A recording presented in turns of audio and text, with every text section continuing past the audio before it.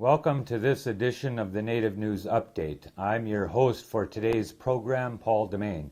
Many of the stories and information found here can be found at our website, www.indiancountrynews.com, where your online membership or donation helps support the development of this television station. Here's some of the news from the day from the Associated Press and other Native American news sources. Nebraska officials are investigating an alleged Ponzi scheme by a Grand Island company that recently filed bankruptcy, listing up to $500 million in debt. Attorney General John Bruning authorized the State Patrol's investigation into First American's insurance service. The patrol is working with the Departments of Insurance and Banking to piece together how more than $100 million has disappeared. A Ponzi scheme, or a pyramid scheme, is a scam in which people are persuaded to invest in a fraudulent operation that promises unusually high returns. The early investors are paid their returns out of money put in by later investors. First Americans filed for Chapter 11 bankruptcy protection on January 12th, claiming between $100 million and $500 million in liabilities. Last week, the Department of Banking and Finance ordered First Americans and its officers and agents to immediately stop selling more promissory notes.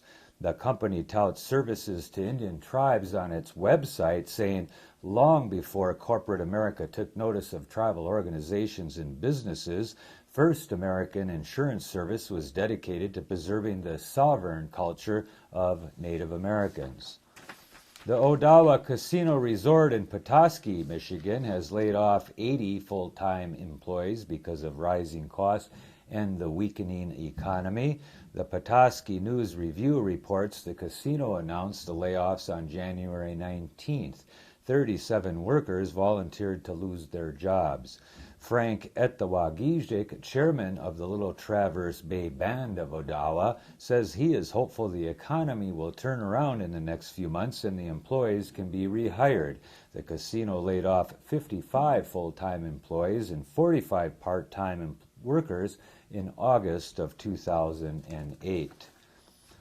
A federal judge on January 22nd has once again delayed the trial of two men charged in the slaying of fellow American Indian Movement member 33 years ago.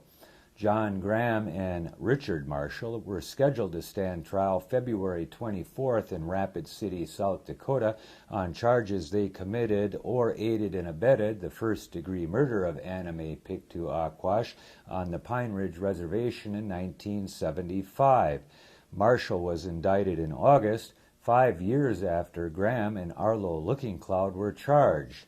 Prosecution witnesses accused Marshall of providing the handgun and shells Graham used to kill Aquash on orders from American Indian Movement leaders who suspected Aquash was a government informant. Graham was scheduled to stand trial in October, but days before it was to be held, the judge threw out the indictment because it didn't show that either John Graham or Anime Aquash were considered Indians under U.S. law. Both are members of Canadian tribes, but Graham claims he is not an American Indian. Graham is from the Tsimshian tribe in the Yukon of Canada. Aquash, a member of the Mi'kmaq tribe of Nova Scotia, was killed by a single gunshot wound to the back of the head. Marshall's attorney, Dana Hanna, filed a motion January 12th asking the judge for at least another 2 months to prepare because of the large amount of evidence. U.S. District Judge Lawrence Pearsall, in an order filed January 22nd, sided with the defense and said the trial will be rescheduled. Western Shoshone members packed a Reno courtroom January 20th, trying to persuade a federal judge to halt at least part of a huge gold mine they claim would desecrate a sacred landmark. Lawyers for the Toronto-based Barrick Gold Corporation and the federal government disagreed with their claims that mining on Mount Tinabo in northeast Nevada would prevent the Shoshone from practicing their religion. Roger Flynn, an attorney representing members of the Western Shoshone and the environmental group Great Basin Resource Watch said Bar Rick's Cortez Hills project near Crescent Valley, some 250 miles east of Reno, would cause irreparable harm to the mountain. Western Shoshone and environmentalists are seeking a preliminary injunction to block construction of the planned 6,700-acre project until a trial can be held on the merits of the tribe's claims. On the eve of the historic inauguration of Barack Obama, Secretary of the Interior designate Ken Salazar met with a group of more than 500 tribal leaders from around the nation. Salazar assured them that in the Obama administration, Native Americans will always have a place inside the tent. The event was sponsored by the National Indian Gaming Association and the National Congress of American Indians. At the meeting, tribal leaders discussed plans for a nation-to-nation meeting with President Obama at the White House and a cabinet-level meeting to enhance basic government services and increase aid to tribal governments. Salazar indicated that the first priority is to staff up the Department of Interior, and then they will get to work on Indian trust issues, Indian health care, education, economic development, and energy issues. The Bitter Tears Sacred Ground CD has been released as a tribute to Johnny Cash, Floyd Westerman, and Peter Lafarge. Peter Lafarge, a native poet and musician, was moved by the forcible relocation of the Senecas to write As Long as the Grass Shall Grow, a ballad of such power that it caused Johnny Cash to record his historic Bitter Tears album.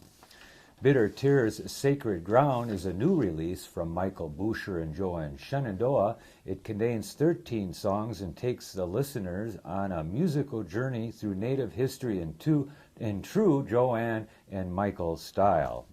Joanne Shenandoah and Michael Boucher are multiple award-winning artists.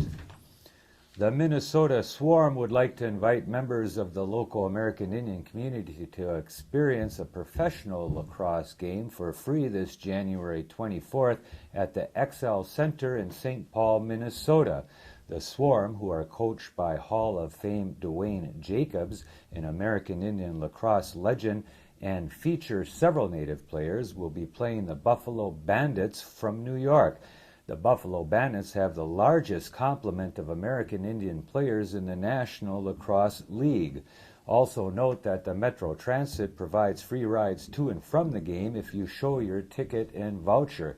In order to get a free ticket voucher, you should go to www.mnswarm.com or mnswarm.com. We'll put that URL on the ticker tape here, so if people see that in the next 24 hours, they might be able to get their voucher and get down there. Bring your voucher to the XL Energy Center box office on Saturday, January 24th to redeem the voucher and get your ticket. And that is the latest news roundup of news from Indian Country in this edition of the Native News Update. We want to thank our underwriters for helping us with this broadcast and our digital mall partners, powwows.com, nativeview.com, and nishtv.com. Have a nice day, and we'll see you back on this program soon.